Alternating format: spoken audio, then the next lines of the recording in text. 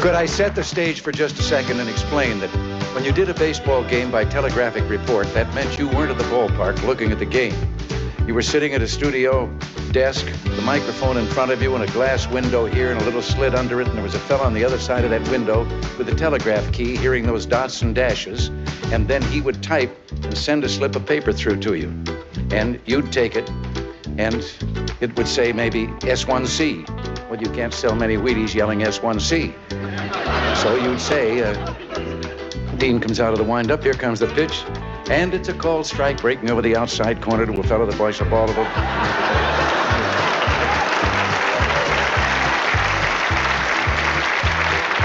Well, this particular story that I have been dragooned into telling happened in a Cubs and Cardinal game, which in the Midwest is really drama. It was the ninth inning, the score tied, and Billy Jurgis at the plate.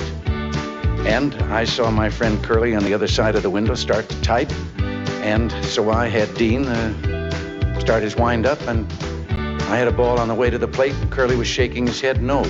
I thought it must be something sensational that's happened there, and he handed me the slip of paper and said, "The wire has gone dead." Well, I had a ball on the way to the plate. And there's only one thing you can do that won't get in the record, so I had Jurgis foul one off down to the left. And I looked, Curly just shrugged. And I thought, you know, in those days, you didn't have an announcer for a team for the game. There'd be a half a dozen of us on different stations doing that same game.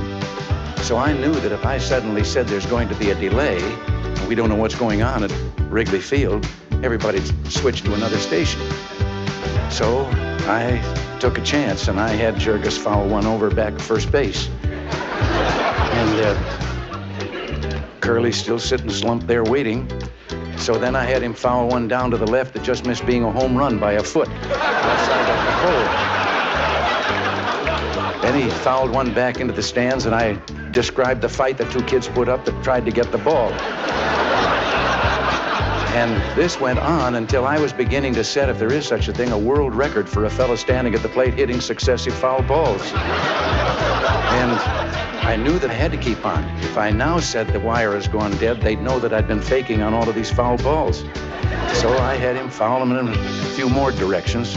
In the meantime, I had Dizzy Dean out on the mound stepping back and using the rosin bag and shaking off the sign and getting another sign so that it'd take up time. And all of a sudden, Curly sat up straight and started to type. And I thought, here we go. And he's handed me this slip of paper, and I started to giggle. It said, Jurgis popped out on the first ball pitched.